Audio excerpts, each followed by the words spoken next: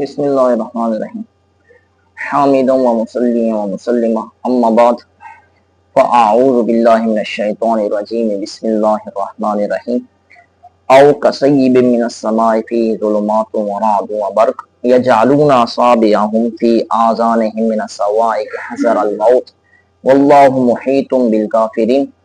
یکاد البرق یخطف ابصارهم كلما اضاء لهم مشوا فیہ وَإِذَا أَظْلَمَ عَلَيْهِمْ قَامُوا وَلَوْ شَاءَ اللَّهُ لَذَهَبَ بِسَمْعِهِمْ وَأَبْصَارِهِمْ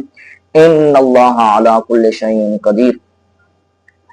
سامعین، اللہ رب العزت نے منافقین کی حالت کو بیان کرنے کے لیے دوسری تمثیل اور دوسری مثال بیان فرمائی ہے۔ فرمایا کہ ان منافقوں کی مثال اس بارش کی مانند ہے جو آسمان سے اترتی ہے، جس کے اندر تاریکیاں، کڑک اور بجلی ہوتی ہے۔ وہ منافقین اپنی انگلیوں کو اس کڑک کے خوف کی وجہ سے کہیں مر نہ جائیں کانوں کے اندر ٹھونس لیتے ہیں، اور اللہ تعالیٰ کافروں کو گھیرنے والا ہے۔ قریب ہے کہ بجلی ان کی آنکھوں کو اچک لے، جب کبھی روشنی ہوتی ہے تو وہ اس کے اندر چل پڑتے ہیں، اور جب اندھیرا چھا جاتا ہے تو وہ ٹھہر جاتے ہیں۔ اگر اللہ تعالیٰ چاہے تو ان کی آنکھوں کو اور کانوں کو لے جائے، بے شک اللہ تعالیٰ ہر چیز پر قادر ہے۔ اس کا ماقبل کے ساتھ ربط اور تعلق تو واضح ہے کہ اللہ رب العزت نے منافقوں کی دو مثالوں کو بیان فرمایا۔ ایک پیچھے بیان فرمائی تھی کہ منافقوں کا حال مستوقد کی طرح، یعنی کہ جو آگ جلانے والا ہے، اور ان کی طرح ہے، اور دوسری یہ مثال بیان فرمائی کہ آسمان سے اترنے والی بارش کی مانند ان کا حال ہے۔ اس تمثیل کے بارے میں علامہ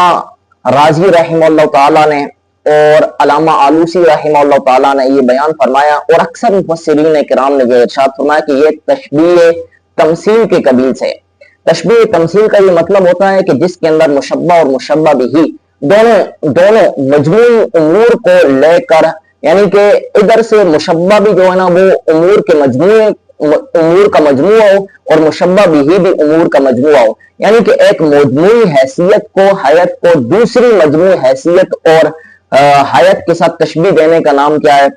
تشبیہ تمثیل ہے۔ پھر علامہ راضی رحمہ اللہ تعالیٰ نے آگے یہ بھی بیان فرمایا کہ تشبیہ تمثیل کے یہاں پر یا تو تشبیہ مفرق بنے گی، یعنی کہ الگ الگ مشبہ ہوں، اور یا تشبیہ مرکب بھی بن سکتی ہے، یعنی کہ مجموعی سطح کے اوپر ایک مشبہ ہو اور مجموعی سطح پر ایک مشبہ بھی ہو۔ پھر تشبیہ بیان کرتے ہوئے علامہ راضی رحمہ اللہ تعالیٰ نے وجہ شبہ کو بیان فرمایا کہ یہاں پر متعدد وجہ شبہ بن سکتی ہیں۔ تقریباً انہوں نے 7 وجوہات شبہ کو بیان فرمایا، ان میں سے 2 جو بہت زیادہ عام فہم ہے ان کو میں بیان کرتا ہوں۔ پہلی وجہ شبہ انہوں نے بیان فرمائی کہ دیکھیں جس طرح کے بارش وہ کیا نافع ہے، یعنی کہ وہ نفع دینے والی ہے، ایسے ہی منافقوں نے جو ایمان لایا تھا وہ ایمان بھی کیا نافع ہے، لیکن جب بارش کے اندر یہ صورتیں مل جائیں کہ اس کے اندر کڑک ہو، بجلی ہو، اندھیرے ہوں، تاریکی ہوں، تو وہ پھر نافع نہیں ہوتی، گار ہو جاتی ہے، اس کے اندر کیا ہوتا ہے؟ نقصان ہوتا ہے۔ تو ایسے ہی منافقوں کا جو ابتداء اسلام تھا، ایمان لانا تھا، وہ تو کیا نافع تھا، لیکن ان کے دلوں کے اندر جو مخفی کفر تھا، باطن کے اندر جو چھپا ہوا کفر تھا، وہ اس کفر کی وجہ سے انہوں نے ان کے ایمان کو ان کو کوئی فائدہ نہیں دیا، بلکہ الٹا کیا ہوا؟ نقصان ہوا۔ یہ ایک وجہ انہوں نے بیان فرمائی، اور دوسری وجہ شبہ یہ بیان فرمائی کہ قرآن کے اندر اللہ رب العزت نے جو یہ ارشاد فرمایا او کصیب من السماء فی ظلمات و رعد و برق، سیب من السماء سے مراد کیا؟ بارش سے مراد کیا؟ قرآن اور ایمان ہے۔ تو قرآن اور ایمان ہے، لیکن ان منافقوں کی جو حالت ہے کہ جو انہوں نے ایمان لایا تو اس ایمان کی حالت تو ہوگی یہ بارش کی مانند، لیکن جو ظلمات، رعد اور برق ہے، یہ ان کی مثال ایسے ہے جس طرح کے مومنین کے اوپر اعمال شاقہ ہوتے ہیں، مثال کے طور پر نماز پڑھنا، روزے رکھنا، زکوٰۃ ادا کرنا، حج ادا کرنا اور جہاد وغیرہ کرنا، یہ اعمال شاقہ ان کی مانند ایسے جس طرح کے ظلمات اور رعد اور برق ہیں۔ تو جب وہ سید من السماء بارش کو دیکھتے ہیں، صرف ایمان کو دیکھتے ہیں، تو ان کو کیا ہوتا ہے؟ نفع نظر آتا ہے، تو وہ کہتے ہیں کہ یہی دین محمد کیا اچھا دین ہے۔ اور جب وہ اعمال شاقہ کو دیکھتے ہیں تو وہ کہتے ہیں یہ تو کیا تاریکیاں ہیں، یہ تو اندھیرے ہیں، یہ تو بجلی کی مانند ہے، یہ تو کڑک کی مانند ہے، وہ کہتے ہیں کہ یہ دین محمد اچھا نہیں۔ اسی صورت کو بیان کیا رب تعالیٰ نے دوسرے مقام کے اندر فرمایا وَمِنَ النَّاسِ مَن يَعْبُدُ اللَّهَ عَلَى حَرْفٍ فَإِنْ أَصَابَهُ خَيْرٌ اطْمَأَنَّ بِهِ وَإِنْ أَصَابَتْهُ فِتْنَةٌ انقلب عَلَى وَجْهِهِ. فرمایا کہ کچھ لوگ ایسے ہیں کہ جو کنارے کنارے کے اوپر اللہ کی عبادت کرتے ہیں، یعنی دین کو پورا پورا مانتے نہیں ہیں، اگر ان کو کوئی اطمینان والا، سکون والا اور خیر نظر آ جائے تو وہ کہتے ہیں کہ یہ اچھا دین ہے، وہ مطمئن ہوتے ہیں. اور اگر ان کو اس کے اندر کوئی مشقت محسوس ہو جائے، مشقت دکھنے لگ جائے، کوئی برائی نظر آ جائے، تو وہ کہتے ہیں یہ دین کیا ہے، خسارے والا دین ہے، یہ دین اچھا نہیں ہے. یہ ان کی تمثیل کا بیان تھا اور وجوہ شبہ کا بیان تھا. لیکن یہاں پر ایک بات یہ بھی یاد رکھیے کہ آیا عہد رسالت کے بعد منافقین کا وجود ہے یا کہ نہیں. جس طرح کہ رسول صلی اللہ علیہ وسلم کے زمانے کے اندر رئیس المنافقین عبداللہ بن ابی تھا، باقی حضرات جو منافق تھے، آیا رسول صلی اللہ علیہ وسلم کی وفات کے بعد آج کے دور کے اندر بھی منافقوں کا وجود ملتا یا کہ نہیں ملتا؟ یہ یاد رکھیے کہ آج کے دور کے اندر منافقوں کا وجود نہیں ملتا، کیونکہ رسول اللہ صلی اللہ علیہ وسلم پر وحی کا نزول ہوتا تھا. حضور علیہ الصلوۃ والسلام لوگوں کے دلوں کے حال کو جان لیتے تھے، تو آپ مطلع فرما دیتے تھے کہ یہ کیا منافق ہے. لیکن آج جو بندہ ظاہری طور پر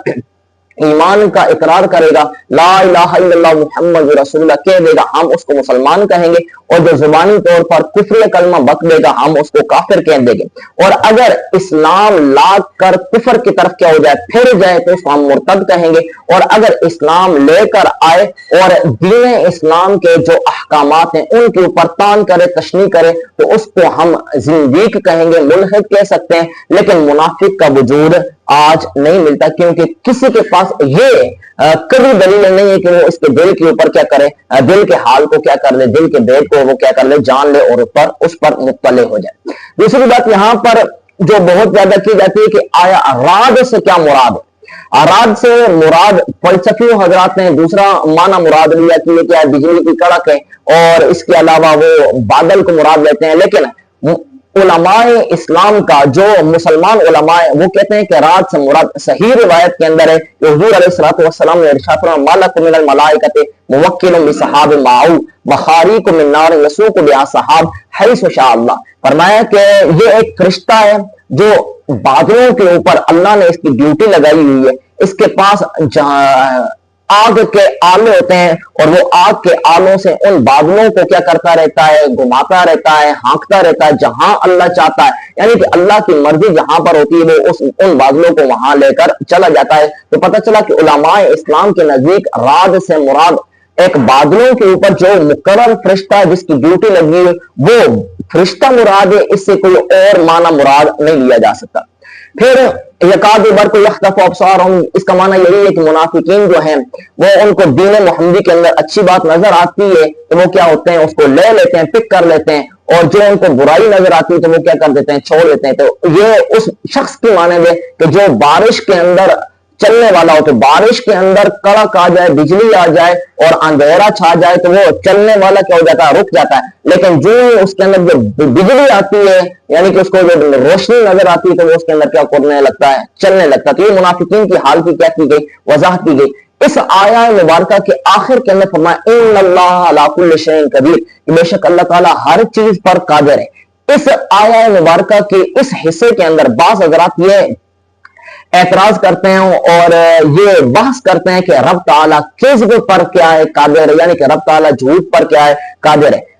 اس کا معنی سمجھنے، اس کے مطلب سمجھنے اور اس کا مفہوم اور اس کی بات سمجھنے سے پہلے یہ بات یاد رکھیے کہ شے سے مراد کیا ہے. یہ یاد رکھیے کہ کائنات کے اندر امور خارجیہ کے اندر جتنی بھی چیزیں پائی جاتی ہیں وہ تین چیزوں سے باہر نہیں ہوتی، یا تو وہ واجب ہوگا، یا ممکن ہوگا، یا ممتنع ہوگا. واجب سے مراد یہ ہے کہ جس کا وجود ضروری ہو، عدم محال ہو، یعنی کہ جس کا پایا جانا ضروری ہو اور نہ پایا جانا محال ہو. اور ممتنع سے مراد یہ ہے کہ جس کا عدم ضروری ہو، یعنی کہ نہ پایا جانا ضروری ہو اور وجود محال ہو، پایا جانا ضروری نہ ہو. اور ممکن سے مراد یہ ہے کہ جس کا پایا جانا وجود اور عدم، پایا جانا اور نہ پایا جانا دونوں کیا ہو، برابر ہو. یہاں ان اللہ علی کل شیء قدیر، شیء سے مراد کیا، اہل سنت والجماعت کے نزدیک شیء سے مراد کیا، ممکن چیز ہے. یعنی کہ رب تعالی کی قدرت ممکن چیز پر ہے، واجب پر بھی نہیں ہے اور ممتنع پر بھی نہیں. واجب سے مراد کیا ہے کہ جس کا پایا جانا ضروری ہے، تو وہ کیا صرف اور صرف ذات باری تعالی ہے، اس کے علاوہ اور کوئی ذات نہیں کہ جس کا پایا جانا ضروری ہو اور نہ پایا جانا کیا محال ہو. تو اب شریک باری تعالی یعنی کہ رب تعالی کا جو شریک ہے وہ اس کا پایا جانا یہ محال ہوگا، یہ نہیں پایا جائے گا، کیونکہ واجب پر اللہ رب العزت کی قدرت نہیں ہوتی، ایسے ممتنے پر بھی رب تعالیٰ کی قدرت نہیں ہوتی۔ ہم ممتنے سے مراد کیا کرتے ہیں، لیتے ہیں کہ یعنی کہ جو محال جس کا پایا جانا ضروری نہ ہو اور نہ پایا جانا کیا ہو ضروری ہے، تو یہ کذب ہو گیا، ظلم ہو گیا، یہ کیا ہے، ممکن نہیں ہے اور نہ ہی واجب ہے، بلکہ یہ ممتنے اور ممتنے پر رب تعالیٰ کی قدرت ہم نے ثابت کیا کہ نہیں ہوتی۔ لیکن یہاں پر کچھ حضرات کیا کرتے ہیں، اعتراض کرتے ہیں کہ اگر رب تعالیٰ کا کذب پر قادر ہونا یہ محال ہو، رب تعالیٰ قادر نہ ہو، تو ایسی صورت کے اندر یہ خرابی لازم آئے گی کہ مثال کے طور پر مخلوق میں سے ایک فرد ہے جس کو زید کا نام دیا جاتا ہے۔ اب زید کیا ہے، کذب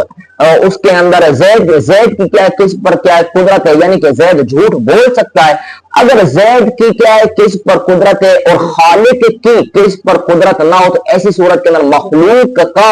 قدرت کے اندر قادر سے بڑھ جانا کیا ہے لازم آئے گا، خالق سے بڑھ جانا لازم آئے گا، جو کہ درست نہیں۔ تو اس کا اجمالی جواب ہم یہ دیتے ہیں کہ پہلی بات تو یہ ہے کہ اگر زید کذب پر قادر ہے تو ایسی صورت کے اندر وہ عدم پر بھی قادر ہے، مثال کے طور پر وہ خودکشی کرنے پر بھی قادر ہے، وہ خودکشی بھی کر سکتا ہے، اپنے آپ کو مار بھی سکتا ہے۔ تو جب وہ اگر خودکشی پر قادر ہے، عدم پر قادر ہے، حالانکہ رب تعالیٰ عدم پر قادر نہیں ہے، تو ایسی صورت کے اندر بھی اس کا کیا ہے، عدم پر قادر ہونے کی وجہ سے رب تعالیٰ سے کیا قدرت کے اندر بڑھ جانا لازم آئے گا۔ اور اس کا تفصیلی جواب یہ ہے کہ اصل کے اندر زید جو مخلوق ہے اس کا اگر کذب پر قادر مانا جائے تو اس کی قدرت کا خالق سے بڑھنا تب لازم آئے گا کہ جب رب تعالیٰ اس قدرت پر کیا ہو قادر نہ ہو، یعنی کہ رب تعالیٰ نے جو اس کو کذب کی جھوٹ بولنے کی قدرت دی ہے وہ اس پر کیا ہو قادر نہ ہو، وہ اس کو قدرت نہ دے سکے، حالانکہ رب تعالیٰ نے اس کو کیا دیے کذب کی قدرت دی، یعنی کہ اللہ تعالیٰ نے اس کو قدرت دی، طاقت دی کہ وہ کیا کر رہا ہے، جھوٹ بول رہا ہے۔ تو ایسی صورت کے اندر رب تعالیٰ سے اس کا قدرت کے اندر بڑھنا لازم نہیں آئے گا۔ ہم اس کی تفسیر اور تشریح کرتے ہوئے یہ کہتے ہیں کہ اللہ تعالیٰ نے ارشاد فرمایا ومن اصدق من اللہ قیلا، رب تعالیٰ سے بڑھ کر کوئی سچا بات کے اندر نہیں ہے۔ اصل کے اندر اللہ رب العزت سچ ہی سچ بولنے والا ہے، صرف اور صرف اس کے اندر صدق کیا ہے ذاتی ہے، اور صدق اس کا کیا ہے قدیم صفت ہے، اور جب صدق کیا ہے صدق پر وہ رب تعالیٰ قادر ہے، اس کی ذاتی صفت قدیم ہے اور جو اس کی ذاتی ہے، تو اب اس صورت کے اندر صدق کیا ہوگا، عکس ہوگا، اس کی کیا ہوگی ضد ہوگی، اور اگر ضد پائی جائے تو اس کا کیا ہے محال لازم آئے گا، یعنی کہ اگر اجتماعی ضدین پائے جائے تو یہ محال ہے، اور محال